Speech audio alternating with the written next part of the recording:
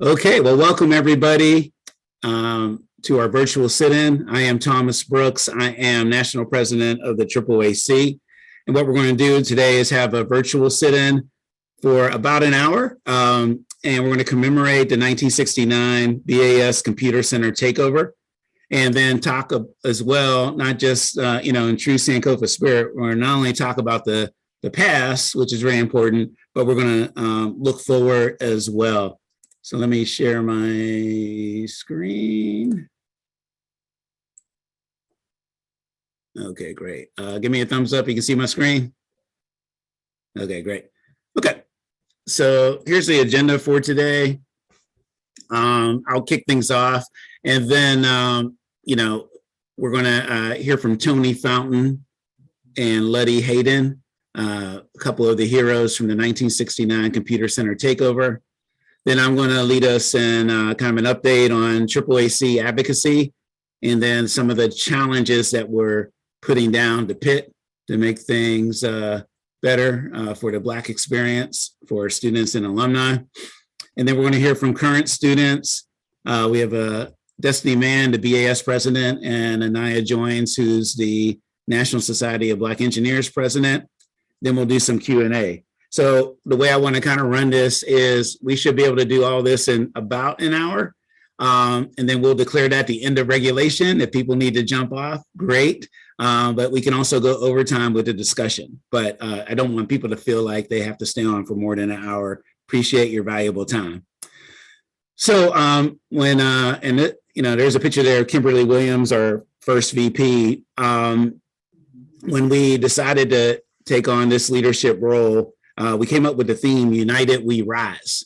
And our agenda has been consistent and transparent with our alumni and with the university. We have 5 strategic pillars: alumni engagement, which we're doing right now, scholarships, giving away money, university partnerships, that's the advocacy piece I'm going to be speaking on, student support systems, and then operational sustainability, which includes fundraising. So all of these strategic pillars are important in terms of advancing the Black experience at Pitt. And then one thing I'll ask, and if you all can, my co-host, if you can help remind everyone, if you're a current student, just type student in the chat, because I want to hopefully get a lot of people on, and then I also want to be able to count the number of students as well to get a rough idea. So thank you for that. So just type student in the chat if you're a current student. And before we turn things over to the heroes from 1969, I just want to mention on Monday, which is the national holiday for MLK, we're having MLK Day of Service events. So we're having those in Atlanta, Baltimore, DC, Harrisburg, Northern New Jersey, Philadelphia, and of course, Pittsburgh. So we obviously would love for you to volunteer, screenshot this so you can reach out to the local leaders. Some of the events are in person. Some of them are kind of hybrid just because since we're dealing with the pandemic. But, please jump in, participate, find out how you can help out. So I want to move on to the next slide. But if you need that information, just say, hey, I'm in, Philly and I need, that. Just drop that in the chat and somebody will answer you. All right, so what I'm going to do is turn things over to Tony Fountain and Letty Hayden, a couple of the heroes from the 1969 Computer Center Takeover. They were students back then, so they were there and leaders, among the leaders of the event. So go ahead, Tony. Thomas. All right, Thomas, thank you. Thomas, can you hear me? Yeah, go ahead. Hold on 1 second, Thomas. Can you hear me? Yeah. I'd like us to start off with prayer first. Do you? Sorry, I messed up. Thank you. Yeah. No worries at all. I got you. Can you make sure that Linda, are you ready? I'm here. Okay, Linda's going to lead us in prayer. I don't think Owen was able to join us, but before we get started, I think it's appropriate that we look to the Lord. Thank you. Thank you for this forum that you put together. And although I'm not Owen, I'll try to act like Owen today. Thank you. He's our chaplain. In a moment of prayer, dear Heavenly Father, we thank you this morning and this afternoon for allowing us to gather together to commemorate the 1969 takeover of the Computer Center at the University of Pittsburgh. We ask that you bless this gathering today, and may all that comes from this gathering can be done in your name as we improve the life and the community of Black folks at the University of Pittsburgh. May you bless all that is on this call today, and may you bless all that they represent with their families today. We ask that you bless the African American Alumni Council, the Black Action Society, and the National Society of Engineers, and all other groups that are represented here on this Zoom meeting. Bless us in a mighty way, and that all that comes from this improve the life and legacy of this organization. This we ask in the precious name of your Son, Jesus the Christ. Amen. Amen. All right. Well, thank you, Linda. Thank you, Kimberly. And I see now we already have 127 people, so I'm excited. Hopefully that number will go up. Tony Fountain, go ahead. All right, Thomas, thank you. And thanks to the members of the AAAC for staging this virtual sit-in, we'll call it. I am Tony Fountain, one of the founding members of the Pitt Black Action Society in the class of 1970. I also want to recognize Jack Daniel, who I believe is on this meeting, as well as Letty Hayden, Linda. Thank you for that prayer. And to recognize any others that I'm not seeing that were there back in the mid-60s during this period. We should take a few minutes, though, and review the history of the Computer Center Takeover, which is chronicled very well in the 2019 publication by Pitt, Say It Loud. I would strongly encourage all who are on this meeting to seek a copy of that publication, a collection of essays from the various people who were there at the time, involved and engaged, as well as those who may have benefited. I also want to take just a quick second to recognize one of my brothers, Morris Fountain, down in Texas, who is on this virtual meeting. He was undergraduate class of 1964 and an MBA from Pitt. The historical context, though, must consider a few facts. First of all, Pitt became a state-related institution in 1966. And with that state funding came more accountability to the citizens of Pennsylvania. The following year, 1967, Wesley Posvar became the new chancellor at the university. This period was during the highlight of the Civil Rights Movement, recognized as the most consequential decade in the history of that movement.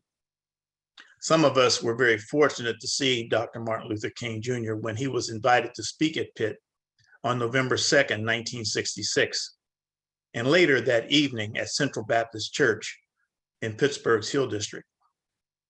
But an important transition was underway. Many younger people were beginning to throw off racial labels of Negroes and colored people.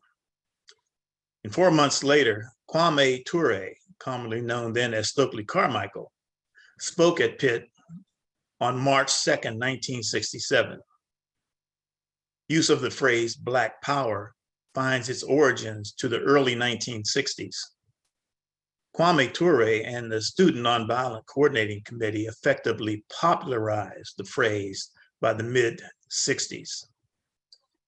It should be noted that at the time, the enrollment of Black students at Pitt was informally estimated at around 100, out of a total enrollment of about 15,000. That represents less than 1%. Of course, racial demographic data was not available at that time. And the number of Black athletes was sparse, particularly in the revenue sports. Here is Sylvester Stevenson, the only Black athlete on the 66-67 varsity basketball team. He was recruited from Tulsa, Oklahoma. Tulsa was also the hometown of Pitt's first Black basketball player, Julius Pegues, who was recruited in 1964. Next slide. A few Black students, including members of the local African American Cultural Society, began meeting to discuss the need for improvement at Pitt with respect to Black student enrollment and financial aid, Black professors and staff, and Black-oriented curriculum and literature. In early 1968, these students agreed to formally organize, and the assassination of Dr. King on April 4th, 1968, served as a powerful catalyst to bring more students and community members to the effort. Similar efforts were taking place at majority white campuses and HBCUs across the country. Organizations were formed on dozens of campuses, specifically targeting the need to improve Black representation and education. These groups found common terms for their identity, whether it was the Black Student Association, the Black Student Organization, or Black Student Union. Black student was the focus. But following a rather energized discussion, we decided to name the organization Black Action Society, a name that would highlight action and a commitment to the overall Black community on and off campus. Thus, the BAS was officially born on May 19th, 1968, birth date of Malcolm X El-Hajj Malik El-Shabazz. We drafted our demands, many of which were benchmarked from demands from other HBCUs, and these demands were presented to Chancellor Posbar's office on May 20th, 1968. I would like to take a second, if you go back to that slide, Thomas, and identify some of the people that were around the table. This was after we had our demands met, one of which was to be provided office space. And around the table, first of all, with his back to you, was the first president of the BAS, a young man, Charles Morrow, who had just finished his freshman year at Pitt. And then to the left, you'll see Dr. Jack Daniel, you'll see Leela Evans, you'll see Barbara Hayden reading some material, her husband, Luddy Hayden, and with the hat on, Curtis Porter, and then myself. Next slide. So here's one of the drafts of our initial demands. We can move on. Initial concessions by Pitt did include a small operating and programs budget, a corner office space and equipment for the office located in room 420 of the student union. They agreed to allow us to enroll 50 Black incoming freshmen under what was then known as Project A. That was a project that started that summer of 1968, as well as hiring a few Black faculty, one of which was Dr. Donald Smith that was hired in June of 68. To help expand our reach and raise awareness and get more student and community involvement, we began holding large open events with nationally known leaders. In retrospect, these were not fundraising events, but rather political and cultural awareness events. Here you see Imam Amiri Baraka, Leroy Jones, who was speaking in the student union. And then later that year, Maulana Ron Karenga, the gentleman who was the creator of Kwanzaa. Here he is speaking at the Black Action Society office, and later he spoke at Soldiers and Sailors Memorial Hall. As the year passed, key demands were not being met. No progress towards a Black Studies program. No Black collection of books in the Hillman Library, which ironically opened in 1968. No targeted increase in financial aid for Black students. No targeted increase in Black faculty and staff. And no programs to support the Black community, other than the BAS initiated Hill Education Project. And there was no recognition of January 15th as a university holiday. nor February 21st as a special day for the Black community. February 21st, you should note, was intended to recognize the date of Malcolm X's assassination. As frustration grew, a number of us who lived or stayed in Pittsburgh over the Christmas holiday break met and concluded we needed to take more decisive steps. So the week of January 13th, 1969, we decided to stage a student boycott of classes on MLK's birthday. On Wednesday, January 15th, the boycott was executed, along with, I may add, a failed attempt to meet directly with Chancellor Posvar. This next slide, you'll see a number of students who traveled from the student union, from the BAS office, going into the Cathedral of Learning on January 15th to request that different instructors and professors cancel those classes in honor of Dr. King's birthday. Later that afternoon, on January 15th, a small group of BAS members met in a home in the Hill District and planned more decisive and strategic action. Around 8:30 that evening, a small cadre of students took over the computer center on the 8th floor of the Cathedral of Learning. A larger group joined later. The group included, by the way, 2 varsity athletes, Sylvester Stevenson, who you saw earlier, and Dennis Schatzman. Keep in mind, at that time, there were no personal computers, no internet, no cell phones. But yes, there were clouds, but not the clouds we know of today. By 3 a.m., Chancellor Posvar agreed to all of the BAS demands. And as an IT manager friend of mine said, we didn't just have Pitt by the balls, we had them by the bits and bytes. Next, you'll see a photo of students and community members bringing supplies for the students into the computer room. This was on the ground floor of the Cathedral of Learning. And you can see where Chancellor Posvar signed and agreed to the balance of our demands.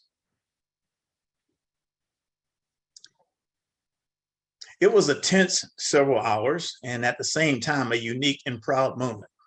Of the dozens of campuses around the country that were holding protests, including HBCUs and white campuses, they ultimately resulted in the takeover administration buildings. These takeovers lasted anywhere from a couple of days to a week. And in the case of the Third World Liberation Front strike at San Francisco College, State College, their protest lasted from November 6, 1968 to March 20th, 1969. Ours lasted about 6 hours. So there you have it. And as a result of the computer center takeover, a new era began in the relationship between Pitt and the Black community. There were more Black students, Black faculty and staff, Black-oriented studies and programs, and more positive engagement and support of the Black community. And oh yes, more Black athletes. It's kind of worth noting that during the mid to late 60s, Pitt had an abysmal record in both basketball and football. And personally, I believe that the computer center takeover gave many white alumni the green light to demand more Black athletes as they watched other college powerhouses begin to openly recruit top Black talent. So that's a quick look at the history of the computer center takeover.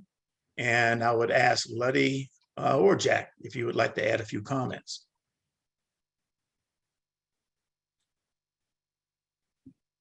Luddy?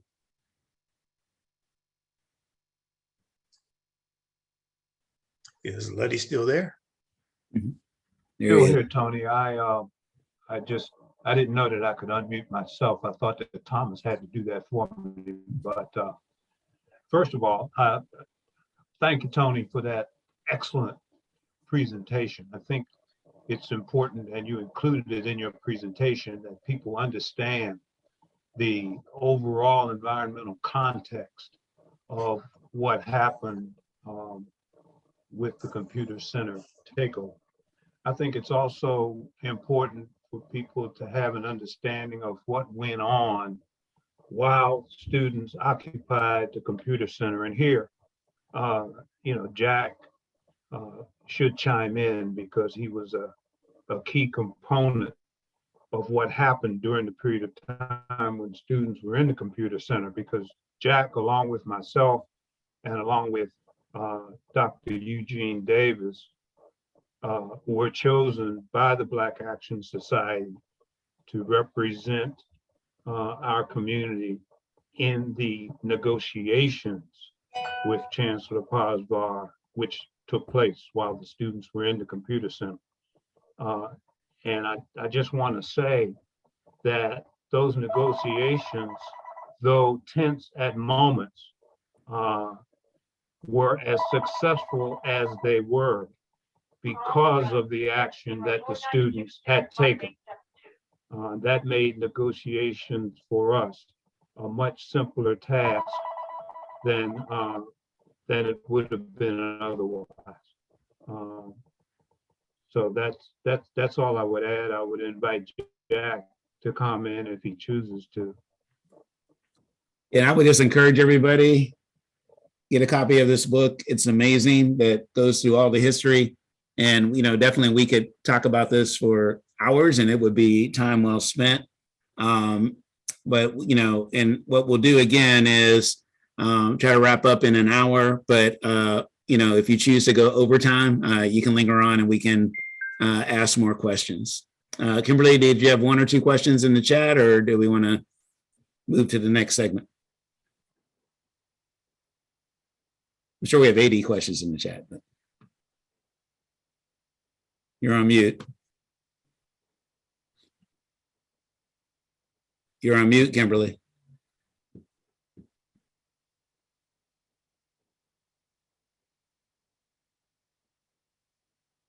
This is Marvin Greer. I'd like to add a piece to Tony's presentation. Am I allowed to?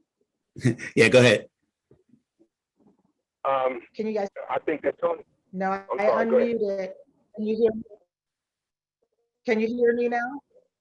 We can. Go ahead, Marvin. If you can briefly, Marvin Greer had a comment. If you can go briefly, and then we'll move forward. Go ahead, Marvin. Yeah, I'll be very brief. Again, thank you, Tony. Tony did an excellent history of it. I was one of the original Project A students that class of 50, which consisted of really 48 blacks and 8 white students who got the full ride to Pitt. There was a key component of this presentation that, or the demands that were made, and one of them was the fact that Pitt had to establish a Black admissions committee to recruit more Black students to Pitt. And so Pitt hired a gentleman by the name of Pharaoh Abdul, better known as Cedric Hill, to be the Black admissions director. I, at the time, was a member of the BAS Steering Committee and also a member of the Black admissions committee, along with Cecil Burke, who at that time was the president of the BAS, and Bernard Kubowski, who was the director of admissions for Pitt. And I learned something in that process where we sat at the table determining which Black students would be admitted to Pitt. Cecil and I tried to determine, based on transcripts, high school transcripts, of the quality to enroll quality students. Pharaoh Abdul looked at quantity. And what we wound up doing was that Bernard Kubowski decided that anybody that Black that was rejected by Cecil and I, the school accepted them, and I could not explain why at that time, or understand why Bernard Kubowski decided to accept the high school student. And in summary, what I found out later on was that Pitt wanted to have a quantity number of Black students who were dropping out after they got into Pitt after the first year, and then it gave Pitt the basis for showing from a statistical standpoint that, see what happens when you bring in Blacks, they don't have the opportunity, or they don't have the wherewithal to be a successful student. And that's something that we need to clearly understand and be careful of how the university used us back then to say, if you want quantity, we'll give you quantity and we'll give them money. However, we know that they're not going to be successful. So I think that there's something that we need to be very clear on in the future, in kind of processing our interactions with administration at any of these schools. So that was my experience, 1968, 69. Of course, I graduated in 72 and grad school in 75 at Pitt. Thank you. Thank you, Marvin. Thank you, Letty, and thank you, Tony. We appreciate the groundwork that you all laid.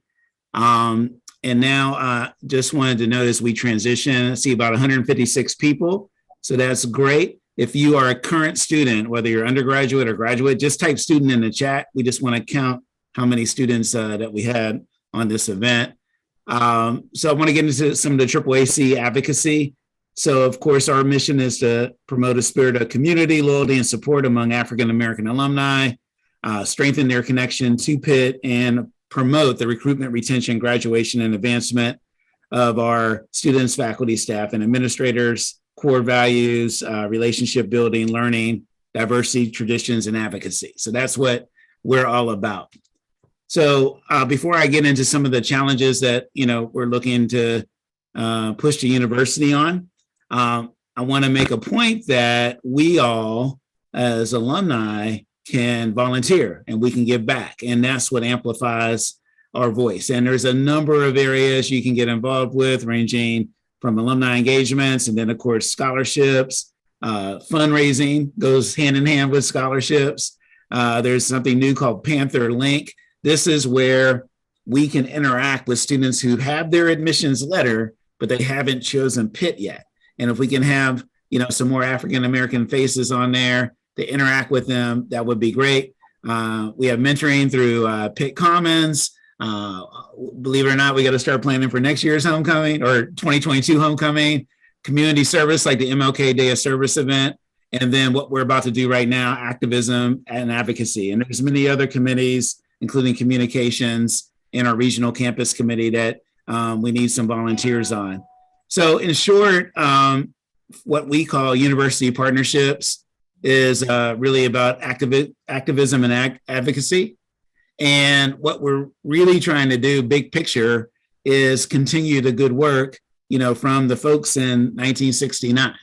And, 53 years later, we are dealing with, some of the same challenges in terms of, really holding the university accountable so that the diversity, equity, and inclusion agenda is effective, and we're making real progress.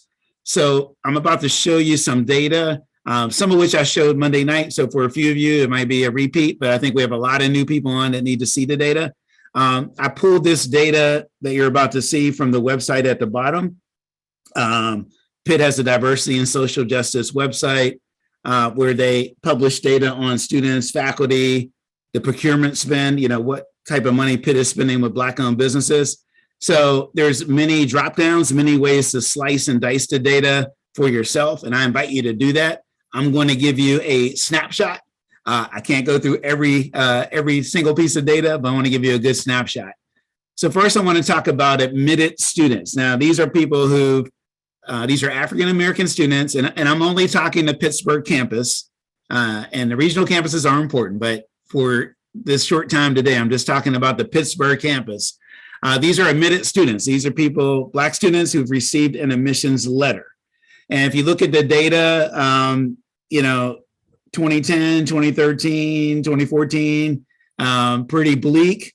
I'll give the university some credit. I think around the time Mark Harding came on with admissions and financial aid, you've seen an uptick in those numbers, including a big uptick in 2020. So what we're basically saying to the university, though, is we want to continue to improve that. So the blue bars are the facts.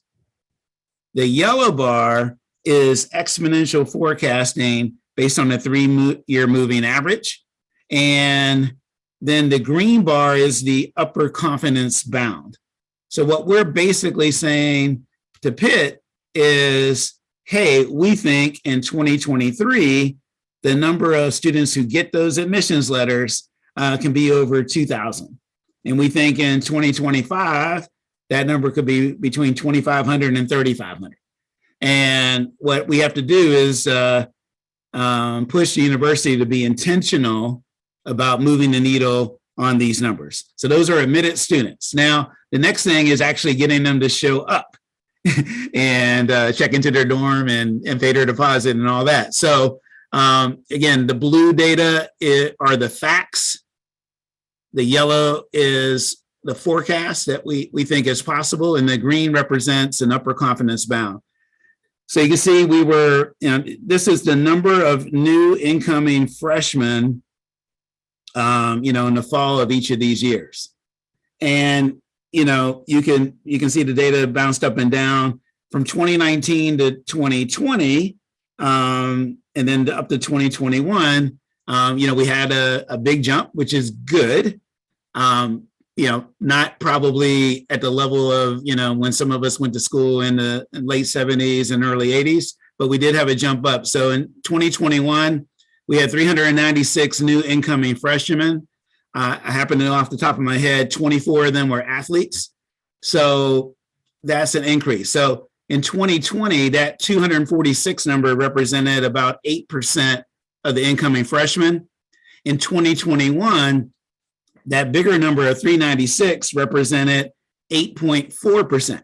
So you might say, why not a higher percentage increase? Well, it may have been due to COVID, but I think a lot of students and a lot of Caucasian students who maybe would have gone elsewhere, they stayed at home in Pennsylvania and they matriculated as well. So we have, again, 396, and we want to build on that. So our challenge to Pitt, and the students will be talking here in a minute. One of the student demands in 2020, and they did great work, the Black Senate, and you'll hear from Destiny and I in a minute. They pushed for this number to increase.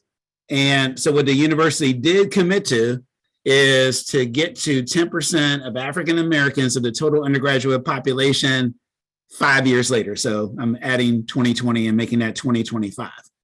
We would like to challenge, the AAAC would like to challenge Pitt to do that sooner, 10% by the fall of 2023. And then beyond that, why can't, we be at 13.9? That number is linked to the percentage of high school students in Pennsylvania that are African American. One note at the bottom, the ASQ, the admitted student questionnaire. When people are admitted, but they choose other schools, two of the top three reasons they do that relate to financial aid, scholarships, and money. Next slide, and I'm moving quickly in the interest of time, and again, we can stay on overtime for questions. I wanted to look at the first year retention, and this is a good thing. First year retention is pretty good at 94.6%. Of course, I'd love it to be 100%, but I would say, our challenge to Pitt is let's at least maintain that 94.6. Okay, so that's not bad. But when we look at the 4-year and the 6-year graduation rate, the numbers get pretty dismal. So the latest data we have is 2016. Now, if you think about it, the entering class from 2016, it takes them at least 4 years to move through the system. So that's the latest 4-year graduation data that we have is based on the entering class from 2016. You can see that number there is 62.6%. I think we can do much better. There hasn't been a public commit from Pitt on what that number needs to be. We would like to challenge Pitt to really have a statistically insignificant variance versus other top groups. And I don't mean just other ethnicities within Pitt. I think we need to be looking externally as well. What are our ACC peers doing? Virginia, Duke, Notre Dame. We need to be with the other top groups internally and externally. And these 4-year graduation numbers are not good enough. Now, there's something called the Leaver Survey where we look at why did they leave? And of course, it's a survey, so not everybody responds, but 53% of them, as it says at the bottom, financial reasons were the main reason they left. So in other words, we had Black students in good academic standing. The ones that chose to leave, 53% left because of money. So obviously, this will require more intentionality and investment from Pitt and more fundraising from us, to be candid. And then same story on the 6-year graduation rate. Again, 6 years. So the latest data would be for the incoming class of fall 2014. And that number at 65.2, again, is not good enough. So again, we would challenge Pitt to, make sure that our number for our Black students is comparable to other top groups internally and externally. Graduate students. So as of 2020, the percentage of Black graduate students was 6.7%. So there has been improvement, as you can see, over the years. I believe off the top of my head, the number for fall of 2021 was just north of 7%. But again, we want to accelerate this. We want to grow that number faster through intentional investment. And again, why can't that number, over time begin to approach the 13.9%, which matches up with the population of Pennsylvania? So Black faculty, before we get into the data, I do want to say the university has made some investment here. So Dr. John Wallace is on board, and he's leading a project to help recruit and get more Black faculty on board. I believe 21 new Black faculty members joined in the fall of 2021. So that's good, and we should accelerate that. I will note that many of them, or maybe most of them, were in the medical school. So kudos to the medical school for all that great work. But, in some of the other areas of campus, the numbers just haven't been there. And then, look, I get it. It's challenging, right, to dramatically increase that Black faculty percentage overnight, right? You got talented people with PhDs who can work anywhere in the country, right? But we have to do better. And I'm glad John is working to do that, but we need to push the university to accelerate that effort. And then this slide, frankly, is dismal. This is the percentage. Now, Pitt's spending tens of millions of dollars, whether that's construction or non-construction. And, we got roughly 2.82% of that going to Black owned and operated businesses. So that is a dismal situation. We have an alum on our team, Derek Tillman, who's just started to begin to work on that. But again, we need, your voice behind that. And so to wrap up here, Pitt has a decision to make, kind of a fork in the road. We say that we want to create a more racially equitable university, but to be world-class calls for intentionality and much more investment in action. Just like the folks are saying from 1969, we need action, and we need time-bound accountability. I think the issues at Pitt are maybe a microcosm of the issues in the city of Pittsburgh. Pitt has an opportunity to lead in the city, the region, and the nation. And again, like any problem that you want to solve, you need key metrics and time-bound accountability. So that's our message to the chancellor. Some of the AAAC officers are meeting with the chancellor on Tuesday, and we are looking for commitment on specific and time-bound goals. And then at the same time, you remember my slide earlier with all the pictures, we need to be stepping up as volunteers to also help the Black experience at Pitt. So we need your voice. Looks like we have 154 people on right now. If you're a current student, graduate, or undergraduate, type student in the chat. We invite you to get involved as a volunteer. There's a AAAC email address, aaaacpitt@gmail.com, or you can call and text me and, let me know how you'd like to get involved. So what I want to do now, if it's okay, Kimberly, is pass it over to the students. Yes, right before we do that, I just want to say that thank you for sending the email messages, your email information and names in. I would encourage you, please type in your emails and your name, because we would like to make sure that we build a database that keeps our Black alumni, friends, and students informed about what is going on at the university, as well as what we are doing as a AAAC organization. Today, I'd like us to hit 160 participants, so you still have a chance to reach out to your peers and tell them to log on now. get on now. These are urgent, critical issues that we're trying to address. So let's support our students and hear from them at this moment. Okay, so I'd like to, thank you, Kimberly. I'd like to introduce Anaya Joines, who's our president of the National Society of Black Engineers, and Destiny Mann, the president of the Black Action Society. So go ahead, ladies. Hey, hi everyone. My name is Destiny Mann, and like Mr. Brooks said, I am the president of the Black Action Society. Hi everybody, my name is Anaya Joines, and I'm the president of Pitt chapter of the National Society of Black Engineers, or NSBE. So me and Anaya are here today to talk about the student perspective going on with the demands.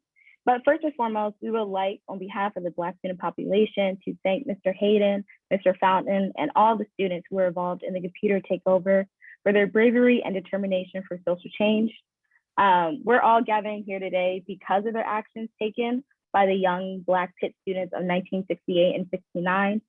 So I would just like to thank them formally. And I'd also like to thank AAAC for giving us a platform to talk about the student perspective. So Anaya, if you want to start. So in the spring and summer of 2020, Black student leaders decided to gather together during the height of the Black Lives Matter movement. And at this point, we were dealing with a lot of swift change in our collegiate experience, and we were seeing the murder of countless people over social media outlets. And it was honestly very overwhelming, and we decided to come together to really talk about it. So this was also kind of around the start of the pandemic. So we had a lot of time to finally talk to each other and gather and discuss the state of Black Pitt and how we wanted to ensure that we were going to support all of our fellow students. So everyone agreed that the Black students were facing a lot of social injustices and that things definitely needed to change at the university. So for our demands, we drew inspiration from three main sources. The first one being the original Black student demands that were written in 1969. And we realized that we were still facing some of the same issues then as we were now. Our second inspiration was in June of 2020, 3 Black medical students at Pitt wrote demands pushing Pitt and the School of Medicine to step up and support Black med students through better funding, reforming the curriculum, increasing Black and underrepresented minority student recruitment, and much more. And finally, we sent out a Black experience survey, which I will go into more detail in the next slide, to Black undergraduate students to really learn more about what Black students were facing at Pitt. The results were very telling, and some of them were eerily similar, and we concluded that the demands that we were going to write were not really an option, but a necessity for the betterment of the current students and the future Black students at Pitt. The construction of the demands was, oh wait, you can go back. Thanks. So the construction of the demands was a time-consuming effort involving most of the presidents and vice presidents of the Black student organizations on campus. We broke the demands down to different sections, and we assigned leaders to work on them in smaller committees, and then we would reconvene and provide our opinions on what we wrote. And during this time, we were also researching other schools' demands and how to formulate the most effective, impactful, and comprehensive list that would better the Black Pitt experience. You can go to the next slide. So the Black Experience Survey had a range of responses as students detailed how other Pitt students, faculty and staff, Pitt police, residence life, and other Pitt entities had impacted their experience. And on the slide were just some of the responses that I thought were best to show. And as you can see, microaggressions and like blatant racism is something that many students, Black students, are facing every day. The survey also showed that Black students really want a safe space to be themselves, but they also want to see themselves better represented in the classroom with more Black professors. And finally, students felt, and I would have to agree, that sometimes it does feel like Pitt does not take Black students' voices seriously, and they only care when it's popular in the media. And then when that kind of like moves out of the news rotation, you don't really hear about Pitt supporting us anymore. Okay, go to the next slide. So here are the main topics included in the demand. And in each topic, it included different subpoints and thorough explanations on what we wanted Pitt to do, along with like due dates, because we wanted to ensure that Pitt would be held accountable. Within each topic, there were points being made about funding through increasing financial aid and scholarships, creating a Black student lounge. We talked a lot about Black mental health, increasing the Black undergraduate student population, improving Pitt Police's diversity training, making it mandatory that faculty and staff undergo 3 diversity, equity, and inclusion trainings a year, and much more. You can go to the next slide. Okay, so once the demands were released, we received a lot of support from various entities on Pitt's campus. We had student organizations reaching out to us, Pitt News and other media outlets wanted to interview us, and we even had departments from the university telling us how proud they were of us for drafting these demands and releasing them to the university. But additionally, the university was receptive to our demands and immediately met with us upon the release of them. But during these initial meetings, we realized that the university, the demands we were asking for, were going to take time. So to ensure that there is stability and a smooth transition for following student leaders, we created the Board of Presidents, also known as the BOP. And basically, the Board of Presidents is what it sounds like. It's a board of presidents of the predominantly Black student organizations on campus. And the BOP was given the task of attending meetings with administration, being student liaisons on committees and task force, and also surveying the opinions and concerns of Black students at this university. So, since the release of the demands, Black student leaders have been advocating for the political, social, and cultural needs of Black Pitt students. We were doing that before, but during these meetings, we actually had the presence of various administration like Kathy Humphrey, the Dean of Students, the Vice Provost, Vice Chancellor Clyde Pickett, and other staff and faculty. And at these meetings, we discussed the progress of the demands and expressed the concerns of the Black student population. Major priorities for us as student leaders was increasing financial aid, learning more about the bias trainings for faculty and staff, and also improving transparency and accountability with Pitt Police. So you can go to the next slide. So while there was a lot of momentum for the demands last year, it has definitely faltered this year. I can say that students took the lead with the demands when it came to reaching out about progress reports because we had more time last year. Everything was virtual, so it was easy to hop on a meeting 2 minutes before and ask the university what's going on with financial aid, or what's going on with this professor, et cetera. So when we came back in person after being online for 1.5 years, a lot of energy was devoted to ensuring a smooth transition for Black students and our organizations. So from adjusting to in-person and basically revitalizing our organization, student leaders already have so much on our plate. And you go to the next slide. And while students are very much dedicated to the cause, we do have to burden the responsibilities that paid employees of the university should be doing. The university has not taken the necessary steps to keep us updated about programs and initiatives that are supposed to improve our experience here. And additionally, as a result of students being less involved in the conversation, many initiatives have yet to occur or have changed significantly. For example, one thing we demanded was the People's Voice Committee, and last year it was created very swiftly. And this committee consists of students, faculty, staff, and administration. And they were given the task of bridging the connection between the various groups by discussing the state of Black Pitt.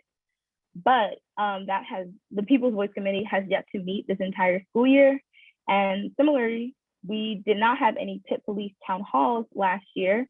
And again, that's just an opportunity for Black students to express their concerns and experiences with the Pitt Police. And although one is being planned for the spring, I'm not sure if it would have occurred without the push of Black students advocating for this to occur. So, like I said, student leaders are very much dedicated to this university becoming a better place, but it does take a physical and mental toll on us when it comes to leading these meetings and having to hold the institution accountable. But students shouldn't be expected to do the work that Pitt employees are hired to do. We should be involved in the conversations, but we shouldn't fear that if we take our foot off the gas, that the university will revert back to its original ways. It's the responsibility of the university to make sure all of its students receive the best experience while attending this school. And as we saw in the Black experience responses, that is certainly not the case. So although there's a lot of work left to be done, we want to encourage students to continue voicing their opinions and how they feel. And we also want you to serve in organizations that can help you transform your feelings and turn them into action. Starting today, I would highly recommend everyone to get involved, whether that's joining BAS or any other organization, or joining AAAC so you can stay involved in Black Pitt upon graduation. By getting involved, we only strengthen our fight to make Pitt a better university for Black students. And showing up today was a great step, but we must remain committed to this cause and actively work to create change. Once again, I want to thank AAAC for letting me and Anaya speak today and for giving us a platform to tell the student perspective. Well, thank you, Destiny. Thank you, Anaya. Amazing presentation. And I think your final slide here really hits home, right? You know, we need the paid employees of the university to realize the promise of creating a truly equitable university. Myself and my team of officers and board members, we feel the same pain, right? We're volunteers and we feel like sometimes we're, you know, spending a lot of time, you know, driving these issues when the folks who work for the university should be taking more of a lead. So we'll need to continue to push on them. And of course, all of our students, we see you, of course, as future African-American Alumni Council members and leaders. So grateful to, you know, I'm so grateful to engage with you all and other student leaders because one of the big things of our administration is every committee, we want to have a co-chair who's a young alum. So we look forward to your involvement in the coming years. Now, back to the advocacy at hand, I think, you know, when the students make a push like they did in 2020, which is amazing, and some of those student leaders like Destiny and I are still around, that's great. But guess what? They're going to graduate, right? So it gets hard for the students, as great as they are, to maintain that pressure, right? And then, so same thing for the AAAC. When we go to the university, sometimes maybe I'm guessing or theorizing, they can dismiss us and say, well, you know, Thomas and Kimberly don't really represent all the Black alumni, right? But if we unite our collective voice, students, young alums, more seasoned alums like me, then I think we have something. So that was really a big part of today's virtual sit-in, was to kind of rally you all, you know, towards having a stronger voice. So we're going to open it up for questions. I do like to start meetings on time and end them on time. So Kimberly, we can take as many questions as we can in the chat. For those of you who need to drop off at the top of the hour, no problem. It looks like we were over 160 people. I'm sure Cameron has a screenshot of the peak number. And we will go from there. Go ahead, Kimberly. Yeah, 161 was our top. I think Cameron captured that. First of all, we don't have any questions, but I want to go on record, first of all, thanking our young leaders. They are doing an exceptional job. Thank you, Destiny, Anaya, and your entire team. The AAAC and the members on this call, it is our responsibility to support our young leaders. And so at this time, I want to open it up. One for the floor. If anyone has any questions of our young leaders, as well as questions for. Okay, Tony has his hand up. Okay, and if you don't mind, Thomas, can you take the slides down, because it will be easier for me to.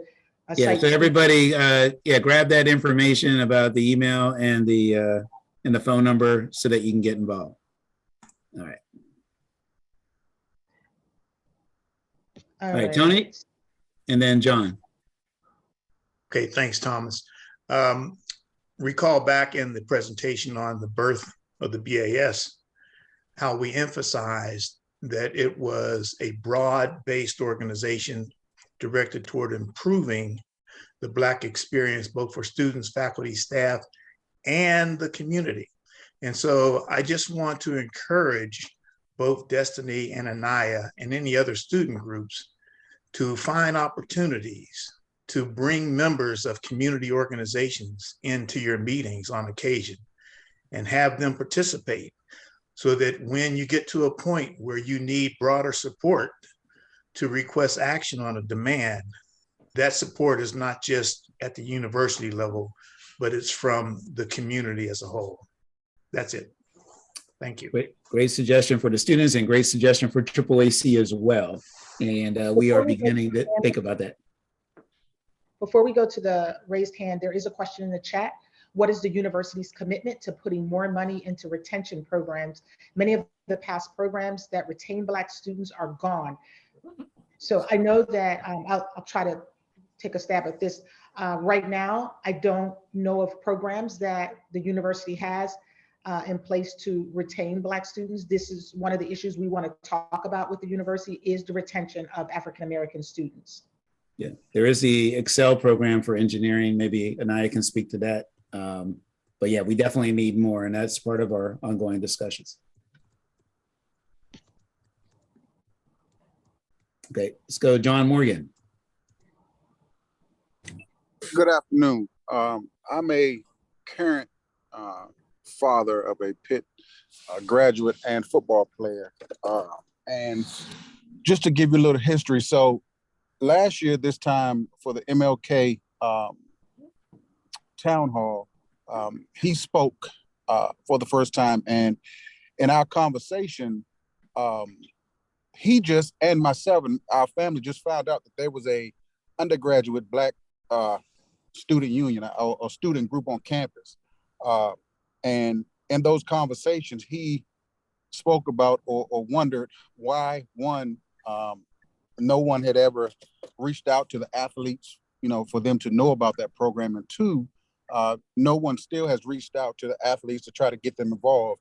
And I think what's important to understand, when these students leave the university, if they are not included, or if the African Americans are not together, then they won't want to come back, because the experience they had wasn't with other students other than the athletes. So I think it's very important that it's fine that we're talking about financial aid and administrators bringing them to the university, but it's important to get all the students, regardless if they're regular students or athletes, because obviously the athletes, their schedule is crazy.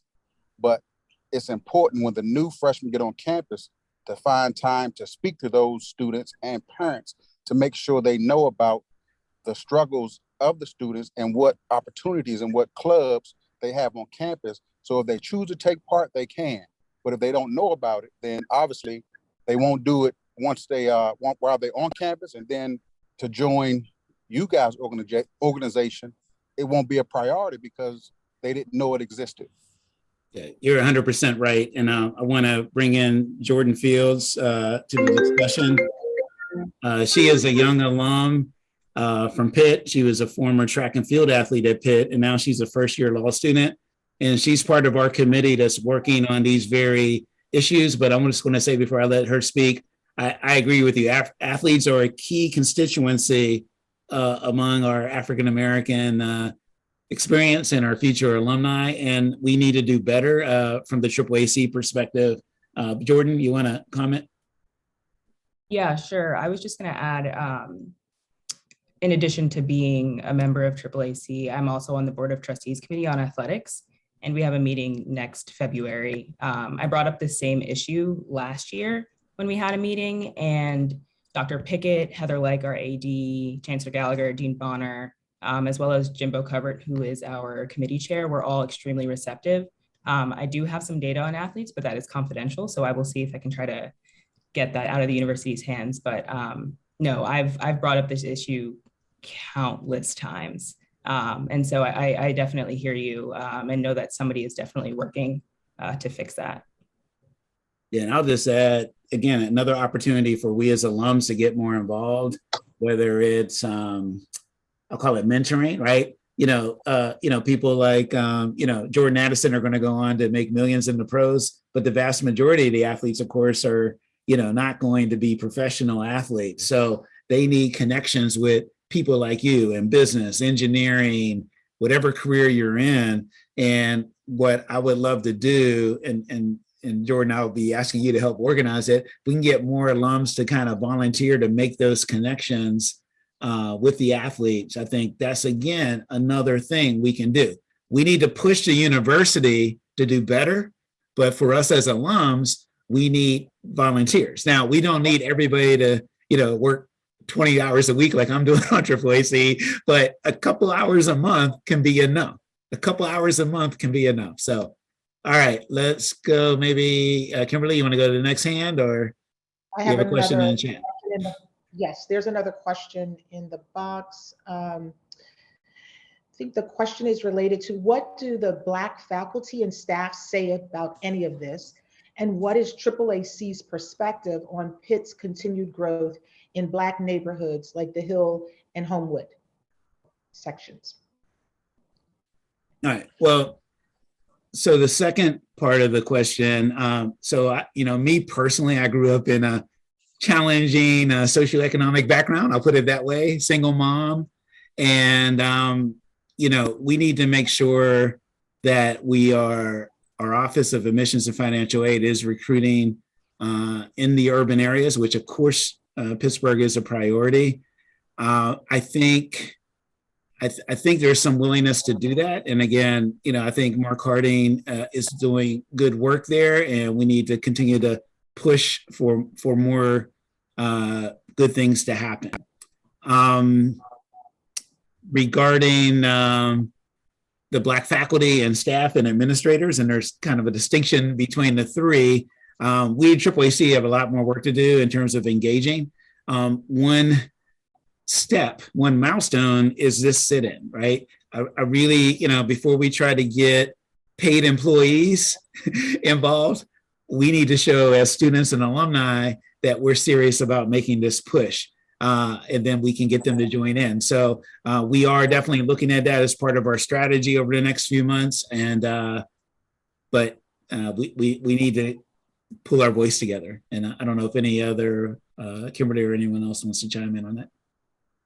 And I just know that we as a AAAC, we're very much committed to community service. And so we have various different programs and activities that we do throughout the Pittsburgh area, in addition to other local areas. And we are trying to address the faculty issue. So I don't know whether we can answer how the faculty feels, but perhaps something that we can consider is maybe having some small group conversations with faculty to understand their perspective around the community or the Black community and experience at Pitt.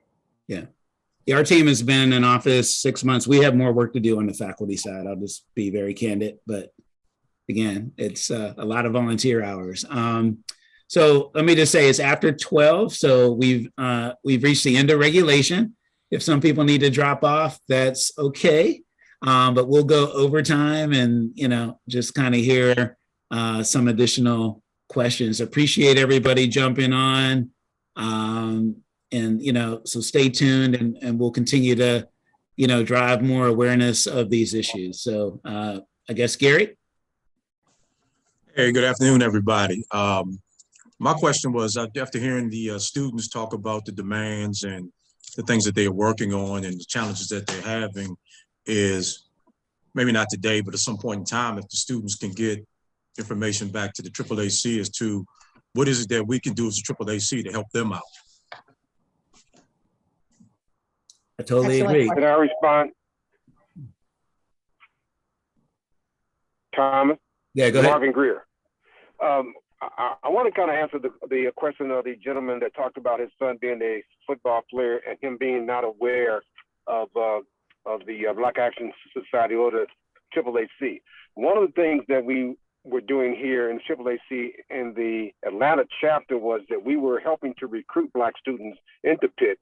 But in that process, we had dinners, luncheons, meetings with them in order to make them aware that there was a AAAC and make them aware that there was a BAS. So I'm not sure what the AAAC is doing in their various chapters to recruit, but also to make sure that the students know that there is a Black Action Society on the campus and what its contribution can be to that student. Again, as I mentioned earlier, that I was part of the original Project A group of 42 Black students, and Tony Fountain's statistics, maybe, we can talk about stats, here and there, but when I came to Pitt, it was alleged that there were 400 Black students. That was undergraduate, graduate school, medical schools, all the schools, and there was 40,000 students.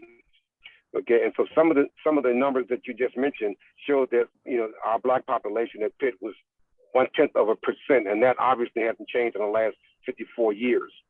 So I think that if we're going to look at making sure that we acknowledge to Black students that there are groups on campus besides the fraternities and sororities, of which I am one, that we need to make sure that the AAAC and its chapters go out and recruit Black students and make them aware of the role of the AAAC, and then also make them a role of the Black Action Society. I think that one of the more successful things that happened to us, that I was fortunate enough to be part of that embryonic stage of the BAS and was actively involved in, in the activities.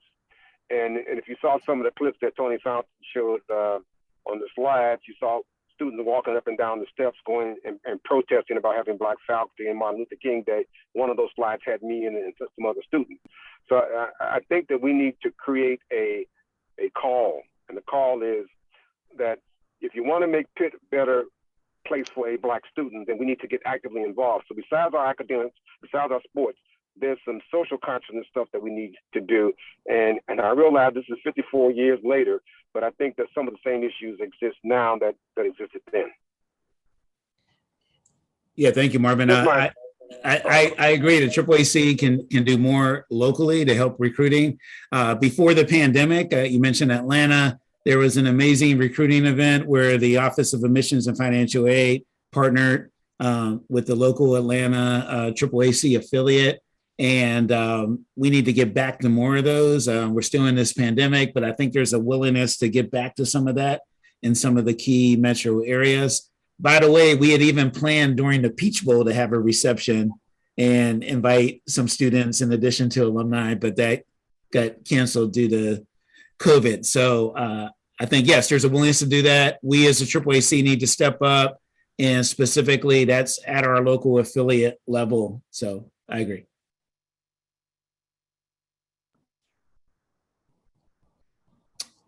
Okay, Kimberly, any questions in the chat? Checking.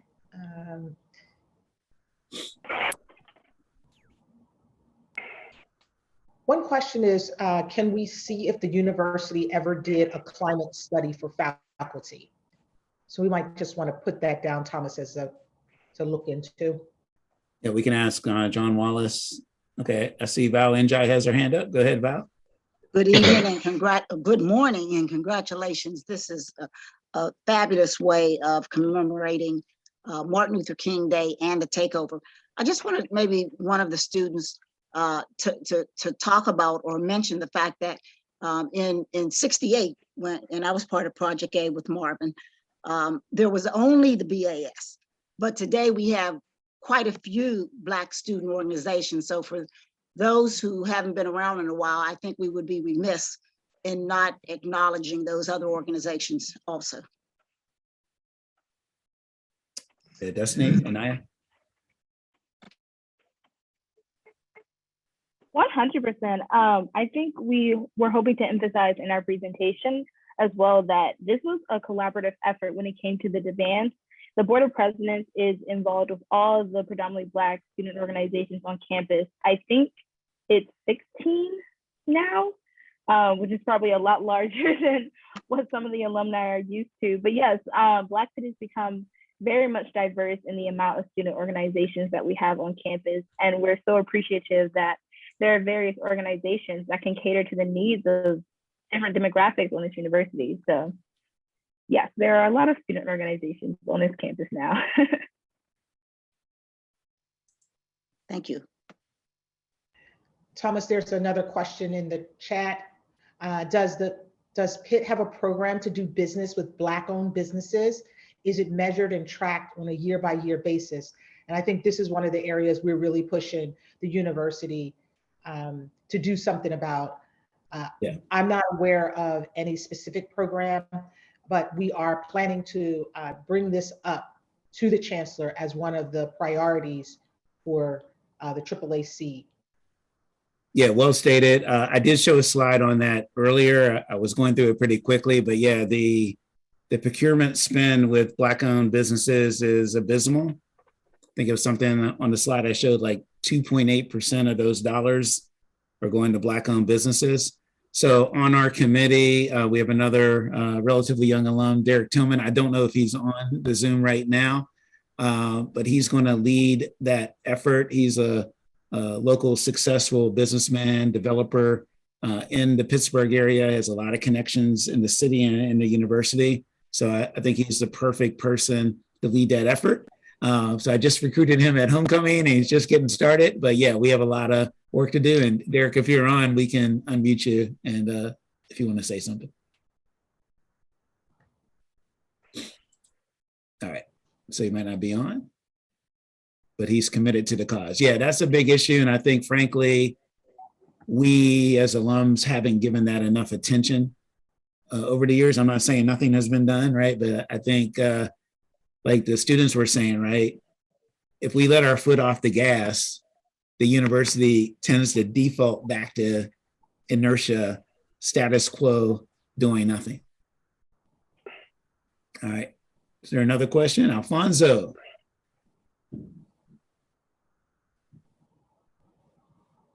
Alfonso, you can unmute yourself. Hey, sorry about that, Thomas. I'm a little low tech here at this old age. Hey, I just wanted to follow up with you. You said about Derek. I had a great conversation with Derek Tillman, who's leading that economic portion. One thing that I want to tap into that Marvin has said about here in Atlanta that we've been trying to do the last 4 or 5 years is we want to create, and this is what I explained to Gallagher, that they put all this energy into recruiting athletes to get them on board, get them into support their different entities up there. But what we would like to do in Atlanta, which I know we can do in DC, I know we can do in Philly and definitely in Pittsburgh with the AAAC, is allow us to mentor those students coming in to get them through that matriculation process. We can also set up, once they get towards the finish line, of helping them with the job piece. And one of the things that Derek and I talked about a week before last is we have quite a few Black entrepreneurs that have very successful businesses and throughout the Eastern Seaboard. How many people, and that's the thing, that when you meet with those folks next week, how many of those, they should be tracking this. How many Black alumni entrepreneurs or businesses are they doing business with? Don't muddy it up. I want to know what they're doing with folks that have come on that yard, contributed to that yard, and are contributing to society right now. They owe that to us. And that's one of the things that he and I are talking about. I've got 2 different businesses vetted that as he moves forward, I'm going to work hand in hand with him to get that thing going. And that's critical. Thank you, Thomas. I agree with you. You are 100% on point. And yeah, definitely anybody from Black-owned business, AAAC Chamber of Commerce perspective, we can get you in touch with Derek Tillman, and he's the point person on that. And then I'll just add as well the things you mentioned about mentoring students. Hey, Thomas, one more thing. Anyone, I put my email into the chat. Anyone that's aware of some people that with Black alumni that have very solid established businesses, please get that information to me. I'll get it to Derek, because we would like to target someone. I already got one in the Southeast. I would like to get someone in DC or the DMV, also in the Philly area, and definitely in Pittsburgh, that we can vet, make sure their stuff is tight. And when we keep moving, as you and Kimberly and your team moves forward, hey, here's some folks we could do business with. And then the whole thing people have to quit thinking about is not just with Pitt, the different contacts that are interwoven into the university that they go and refer folks to. Why aren't they doing that with their Black alumni, entrepreneurs, and business people? The same thing. It doesn't have to be business directly coming from Pitt, but they always have connections and things within their business network that they could get our people exposure to. Okay. Yeah. Thank you, Alfonso. I agree. Yeah. Let's make Derek the point person for that. And by the way, he already has the idea that you mentioned of having kind of a liaison or a committee person in each of the key cities where we have affiliates. So Derek absolutely is looking for help on that. So again, get in touch with us. We'll connect you with Derek and he'll lead that effort. I want to go back to one thing Alfonso said earlier is about mentoring. We remember my slide. We have a couple platforms for that. For existing students, there's Pitt Commons, and we need you all as alums, Black alums, to jump on there. It's just like LinkedIn, but it's just within the Pitt community. So just Google Pitt Commons, COMMONS, log in, sign up, and just be there available for mentoring and making connections. Let them know what your major is, what your job is, what business you own. The other thing is new. It's called Panther Link. It's on a platform, if you ever hear the acronym WISR, WISR, but the external brand is Panther Link. And again, when we have the students, especially the Black students who have admissions letters, we need to improve the yield of the number of those Black students that actually choose to come to Pitt. So this new thing called Panther Link will be a way for us to engage with those students. So, looking for like an hour a week, a few hours a month. So if you're interested in that, contact me and I'll connect you with the folks and get you signed up kind of as a online ambassador for Panther Link. Again, dealing directly with students who have been admitted and who are making that decision. Okay, and I know, I know some people need to drop off. That's okay. We are in overtime. Appreciate everyone jumping on. I'll linger on if there's additional questions. Naya, you want to say something? I would like us to acknowledge the 114 years of public service of our Alpha Kappa Alpha sorority. Congratulations to all of the sorors of Alpha Kappa Alpha on 114 years of service. And we have several of them on our team, and it's really great to partner and do this work together. Yes, definitely. Let's recognize the AKA's Founders Day today, J15. Of course, 2 days ago, we had J13 for Delta Sigma Theta. Earlier this month, Kappa Alpha Psi, Sigma Gamma Rho, and Phi Beta Sigma also. So we have 5 organizations that were founded in January. So congratulations to all of those groups. Jordan, did you want to say something? Yeah, it was based on one last comment that was made about student athletes and then mentorship as well. I think one thing that you and I have discussed is the need for non-athlete mentors for Black student athletes.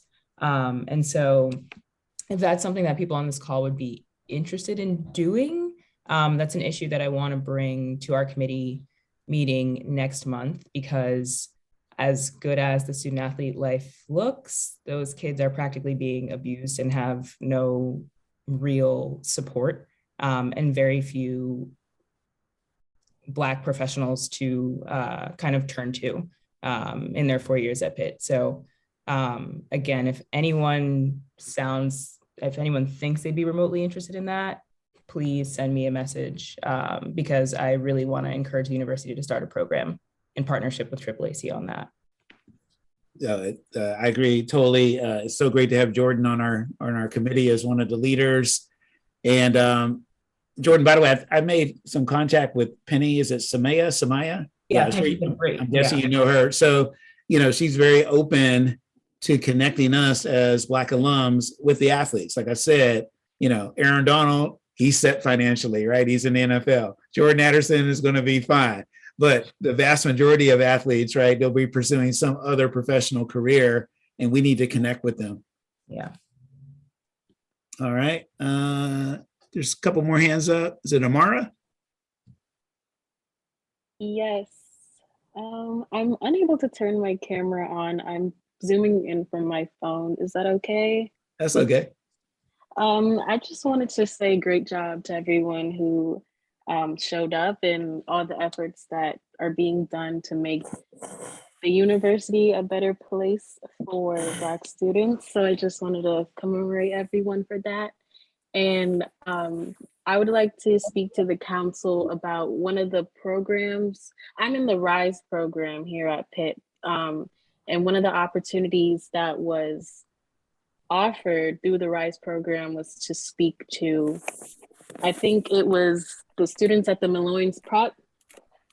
And I did that. And I just wanted to say, if we had more programs or opportunities like that to speak to students around the community, because I think it was just myself and an alum from a regional campus, and then an alum from the Pittsburgh campus, and then a staff member here. So maybe if we had some more opportunities to do that, I would more than be willing to promote it, because I will soon be a future Black educator. So, you know, things like that, if anything it can do to help. So thank you. Perfect. Yeah. Yeah. Each of our affiliates, Pittsburgh, every affiliate, we need local volunteers. You don't really even have to be engaged with the national organization, but just do work locally. And it's okay. I would say, you know, the partner, like if you're in another group that does community service, or Urban League, NAACP, one of the fraternities or sororities, if you're doing something, but you can weave it in to a Pitt alumni event and help the community, you know, that's a very good thing. So everyone on this call can do a couple community service events a year. So again, let us know who you are, what city you're in, and we'll connect you with the right people leading those affiliates.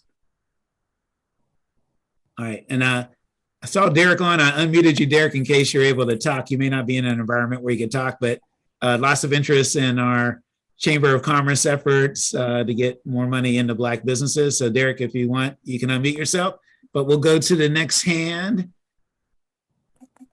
Derek, you there? Yeah, I'm here. It's kind of loud here, but yeah, I heard all the comments. Looking forward to you know, following up with everyone, and I agree. This is definitely, you know, these issues are interconnected to what's going on in the city, and I think we can really, you know, bring everything together and have alignment to move these issues forward. So looking forward to the next steps with everyone. All right, thank you, Derek. And again, I'm so glad to have you on the team. Valerie, you have a question or a comment? Not a question, but I just wanted to give a shout out to Val Njai. And while she may be our president of the Pitt Alumni Association, I know she's always looking out for the interests of the Pitt AAAC. And I just wanted to give her kudos, because that's a heavy load to carry. Thanks, Val. Absolutely. Thank you, Val, for all that You're you welcome. do. And I Thank look you. forward to meeting with you on Monday. We're on each other's calendar. And also, yes, I'm looking forward to that. But I'm so excited to hear that Derek is involved, because when Tony established the RAW program somewhat 8 years ago, Derek was one of our first honorees. So Derek, I'm glad to know that you are involved. Absolutely. All right. Other questions, comments, discussion?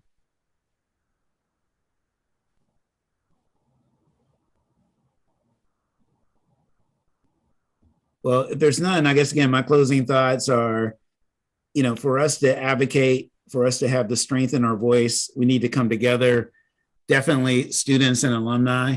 So appreciate everybody's involvement today.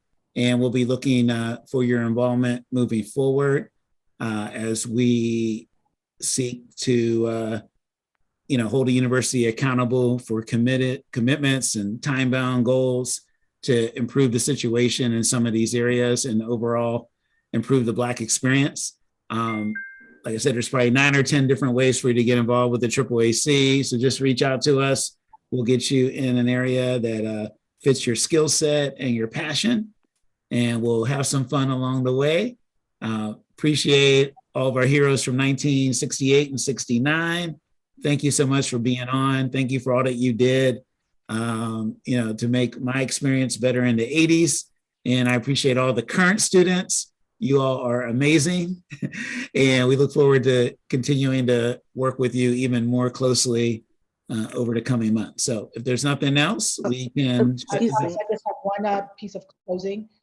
There was some few questions about whether the presentation could be made available to the participants on this call. I think that would be very helpful for many people to be able to receive that. So we may want to think about how to get that information out. The other thing I was going to mention is we had been asking for people to put in their email addresses.